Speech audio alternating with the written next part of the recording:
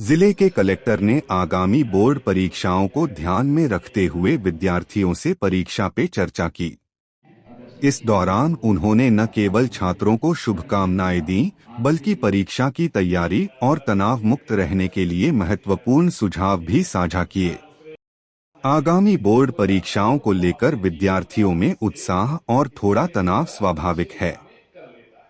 इसी को समझते हुए कलेक्टर महोदय ने विद्यार्थियों के साथ एक विशेष चर्चा सत्र आयोजित किया, जिसमें उन्होंने कहा कि परीक्षा केवल ज्ञान और तैयारी का आकलन करने का माध्यम है, इसलिए इसे आत्मविश्वास और सकारात्मकता के साथ दें। जैसा कि आप सभी जानते हैं कि अब बोर्ड परीक्षाएं प्रारंभ होने वाली हैं, तो आज जिले में सभी हाई स्कूल और 12th के एग्जाम देने वाले सभी बच्चों को कलेक्टर की ओर से कलेक्टर का शुभकामना संदेश के रूप में कलेक्टर की पाती इनके प्राचार्यों के माध्यम से सभी स्कूलों को भेजी जा रही है। इसका मुख्य उद्देश्य ये है कि जो हमारे बच्चे अब बोर्ड परीक्षाओं में भाग ले रहे हैं वो तनाव रहित वातावरण में बिना किसी दबाव के अपनी परीक्षा दे सकें और अच्छे से अच्छे नंबर लाकर अपने जिले का नाम पूरे उत्कृष्ट करें राज्य में। और हम ये चाहेंगे कि हमारे बच्चे जो कि अंतिम समय में थोड़ा सा घबराते हैं परीक्षा के देने के लिए, उनमें किसी भी तरह का दबाव तनाव ना रहे और वो एक अच्छे स्वस्थ तरीके से पूरे प्रयास से परीक्षा दे सके। यही प्रशासन का प्रयास है और यही एक पहल है। धन्यवाद। मैं उत्कृष्ट विद्यालय की छात्रा हूँ। आज कलेक्टर सर ने हमें परीक्षा पे चर्चा कार्यक्रम किया और हमें परीक्षा के लिए बेस्ट ऑफ लक कहा, और उन्होंने हमें ये भी बताया कि हमें परीक्षा के लिए जब हमें टेंशन होती है तो हमें उस टेंशन को कैसे हैंडल करना है, हमें परीक्षा की तैयारी कैसे करना है। उन्होंने हमें बताया कि ज्यादा टेंशन नहीं लेनी है, अच्छे से पढ़ना है, अपने माता पिता के साथ अच्छे से व्यवहार रखना है, माता पिता को बताना है कि हमारे साथ क्या चल रहा है और हमेशा अच्छे से पढ़ाई करना है। मेरा नाम आकांक्षा जायसवाल है। मैं एक्सीलेंस स्कूल की स्टूडेंट हूँ।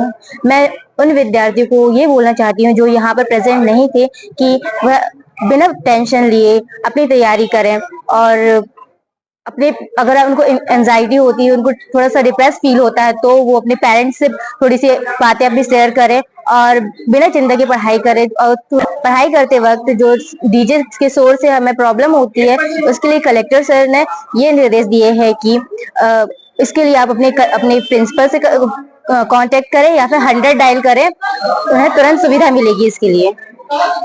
मैं पीएमसी शासकीय कन्या उच्च माध्यमिक विद्यालय की छात्रा हूँ, और जो मतलब कलेक्टर सर ने मुझे बताया है, जो मेरे पास प्रॉब्लम थी उन्होंने सर ने सोल्यूशन किया है, और सर ने जो बताया है मैं वही करूंगी।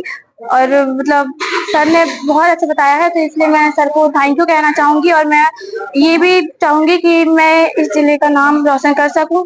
मैं PM Shri higher secondary school से हूँ। मैं 10th क्लास में हूँ, और आज जो सर ने परीक्षा में चर्चा बताए हैं उससे हमारा कॉन्फिडेंस बढ़ा है। कुछ बातें उन्होंने बहुत नॉलेज की कही है, कि जैसे कि पेरेंट्स से कोई भी बात छुपानी नहीं है, हर एक बात पेरेंट्स से शेयर करनी है।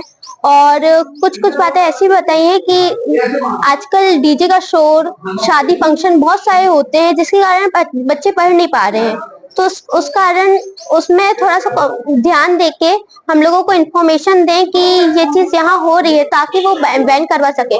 कुछ महीनों के लिए डीजे भी बैन करवा दिया गया है, सिर्फ एक घंटे के लिए डीजे या फिर कुछ भी साउंड बज सकता है। Thank you.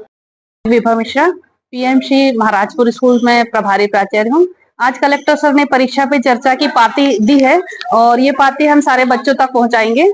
कलेक्टर सर ने बहुत ही सरल भाषा में बताया कि बच्चों को बोर्ड परीक्षा की तैयारी कैसे करें। इसके लिए उन्होंने अपने उदाहरण दिए कि हर पल ये परीक्षा आपको देनी होती है, तो इस परीक्षा से घबराए ना। हमारा जीवन जो है वो काफी लंबा है, और बच्चों को घबराहट महसूस ना हो, तो ये परीक्षा पे पाती जो इन्होंने दी है, ये बहुत ही अच्छा प्रयास है। हम कलेक्टर सर का बहुत बहुत धन्यवाद देंगे कि वो बच्चे इस पे अमल करेंगे, और निश्चित ही उनकी घबराहट दूर होगी और वो अच्छे से अपना परीक्षा पास करेंगे और अपने जिले का नाम रोशन करेंगे। Thank you. नहीं, पहले कभी हम लोग पढ़ते थे कोई भी ऐसा कार्यक्रम नहीं हुआ करता था, सारी समस्याओं से हम लोग फेस हुआ करते थे। अब तो पूरा समाज है और कलेक्टर सर बच्चों के साथ है, तो बहुत ही अच्छा कार्यक्रम है ये आज का। मनीष दुबे, प्रभारी प्राचार्य, शासकीय नवीन हाई स्कूल महाराजपुर।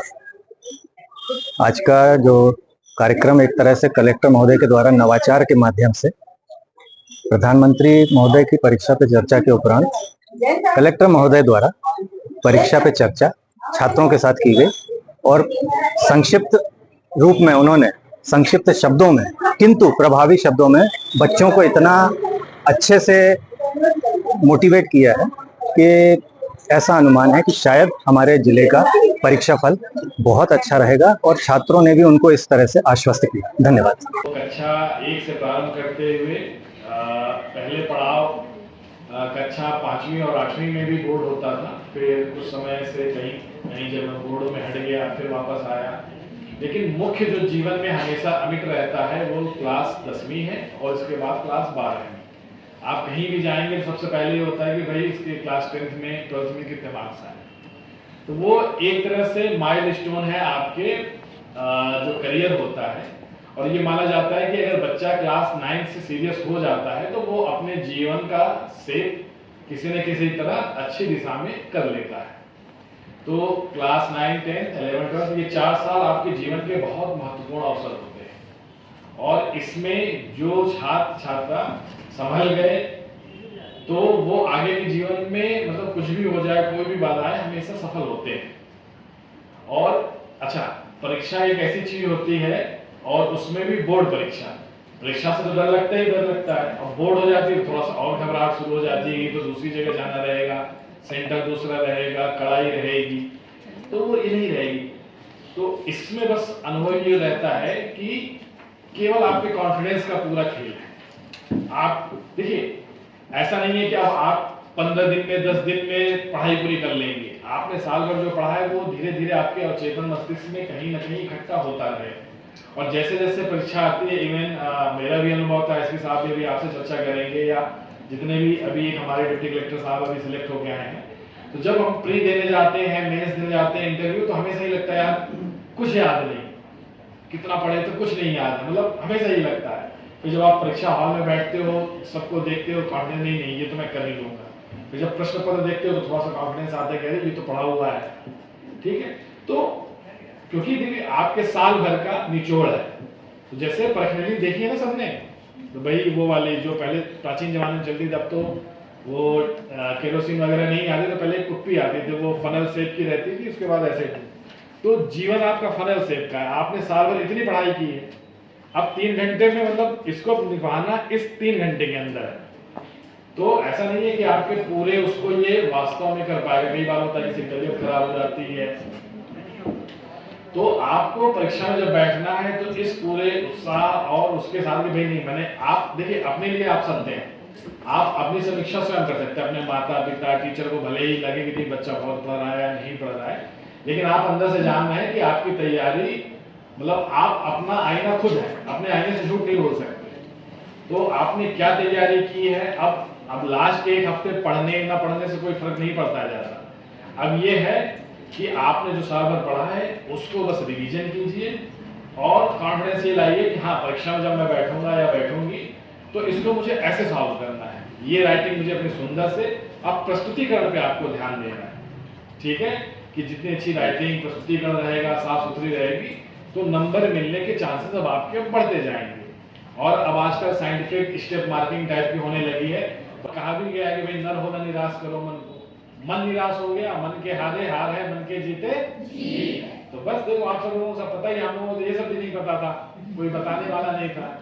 और अभी आप देख रहे हैं कि माननीय प्रधानमंत्री जी भी बच्चों से विशेषकर परीक्षा के समय क्यों चर्चा करते हैं, इसलिए चर्चा करते हैं कि आपकी जो मेंटल स्टेबिलिटी है, क्योंकि ये केवल चरण है, एक पड़ाव है आपके जीवन का। ऐसा नहीं कि 10th के बाद दुनिया 11th में गए बदल जाएगी, 10th के बाद फिर 12th के एग्जाम होगा, 12th के बाद आप ग्रेजुएशन में जाएंगे, इंजीनियरिंग, डॉक्टरी, सीए, मतलब जो भी आप फील्ड का चयन करेंगे उसमें ग्रेजुएशन की डिग्री लेंगे, फिर कुछ लोग पोस्ट ग्रेजुएशन में जाते हैं, फिर कुछ लोग नौकरी में जाते हैं, कुछ लोग रोजगार में जाते हैं, कुछ लोग प्राइवेट में जाते हैं, तो सबकी अपनी अपनी वो रहती है। कोई ये कह नहीं अब 24 घंटे पढ़ो, 24 घंटे पढ़ो, नहीं, अब आराम से आप 12-13 घंटे जितना पढ़ना पढ़िए, गैप ले लेके पढ़िए, हर 2-3 घंटे बाद थकान होती है।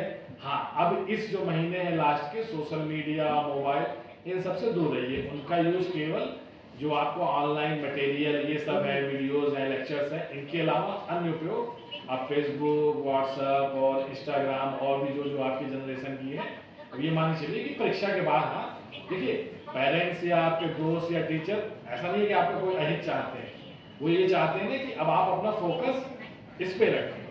तो फोकस के लिए 10th और 12th ही सबसे मेन अपना पीरियड होता है।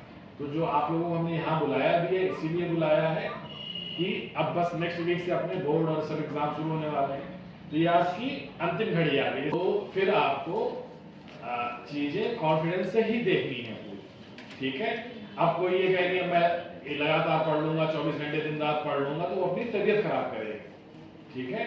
तो अब आप जैसे प्रिंसिपल से भी बात कीजिए, टीचर से बात कीजिए, दोस्तों से बात कीजिए, ठीक है। इंपॉर्टेंट क्वेश्चन पेपर भी आपको मिलते हैं, ठीक है, उनसे लीजिए। फिर आप राइटिंग स्किल्स पे ज़्यादा फोकस कीजिए कि ये क्वेश्चन आएगा तो इसको मैं ऐसे रिप्रेजेंट करूंगी। तो ऐसे कर करके आपका कॉन्फिडेंस बेहतर होगा, ठीक है। और ये चिट्ठी भी मैंने केवल इसीलिए सब बच्चों के लिए लिखी है, प्रिंसिपल को दी है, और अभी आपको क्या कहते हैं इसका फॉर्म है वो भी भेज देंगे। तो इसको पढ़ के आपको ये लगेगा कि बेसिकली ये आपके कॉन्फिडेंस को बूस्टअप करने के लिए ही एक हमारा प्रयास है। क्योंकि जब हम लोग भी छोटे थे तो माँ बाप के अलावा कोई समझाने वाला नहीं रहता था। माँ बाप भी उस समय ये था कि बस पढ़ाई करो पढ़ाई करो पढ़ाई करो, केवल उस समय तक पढ़ोगे लिखोगे, ठीक है। तो बस पढ़ने के अलावा तो आपको अपने पढ़ाई के साथ साथ डाइट, हेल्थ, फूड, ठीक है, मेडिटेशन, ठीक है। भाई आप इस समय अगर गेम्स एक्टिविटी नहीं कर सकते तो 10 मिनट का समय लेके योगा ध्यान कीजिए। इससे क्या होगा, कंसंट्रेशन बढ़ेगा, ठीक है, एंजाइटी लेवल कम होगा। और जब आप एग्जाम अच्छा समय से पहले 5-10 मिनट पहले, मतलब मान चलिए कि 10 से 15 मिनट पहले आपको एग्जाम हॉल में पहुंच जाना है, क्योंकि चेकिंग और अपना नंबर सीरियल ये सब देखना रहता है। फिर लास्ट मोमेंट क्या होती है, लेट पहुंचोगे तो गड़बड़ होती है।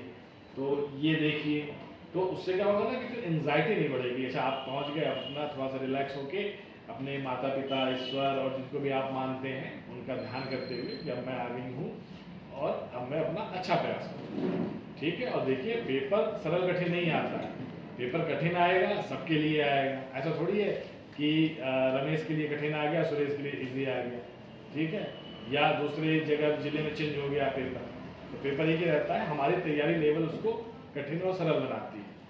और प्रिंसिपल्स जो आए हुए हैं, टीचर्स जो आए हुए हैं, उनसे भी यही अनुरोध रहेगा कि अब बच्चों का थोड़ा सा कॉन्फिडेंस बिल्डिंग और इस तरह की जो उनसे बात करें, ठीक है, उनसे चर्चा करें कहीं कोई दिक्कत तो नहीं आ रही है, बिल्कुल ईजी है, बिल्कुल टेंशन नहीं लेना है, ठीक है। तो इन सब के साथ बढ़ावा अपने दोस्तों से भी आप लोग शेयर कीजिए, क्योंकि संख्या में ज़्यादा लोग थे तो हमने केवल हेडक्वार्टर के जो लोकल हैं अपने बच्चों को यहाँ बुलाया है। और अभी भी 1-2 स्कूलों में भी जाएंगे हम लोग, हमारे एसपी साहब, तो बच्चों से चर्चा करने। तो बस रिक्वेस्ट यही रहेगा कि डरना घबराना बिल्कुल नहीं है, ठीक है। जीवन का जो 10th वाले हैं उनका ये पहला पड़ाव है, और जो 12th वाले बच्चे हैं ये मान के चलिए इन्होंने 10वीं में इस पड़ाव को एक बार देखा, ठीक है। तो 12वीं में घबरा दीजिए, तो मैं एक बार किया था बोर्ड, तो इस बार भी क्रैक कर लूँगी, ठीक है। और जो 10th में आपकी कमियां रह गई उनको सुधारते हुए 12th में अच्छे मार्क्स लाने हैं अपने को। तो मेरी तरफ से आपको यही कहना है। कलेक्ट्रेट विद्यालय अपनी संस्था जिले को गौरवान्वित महसूस कराने का प्रयास करेंगे। आज आपके मार्गदर्शन के लिए हम सभी विद्यार्थियों से आपका बहुत बहुत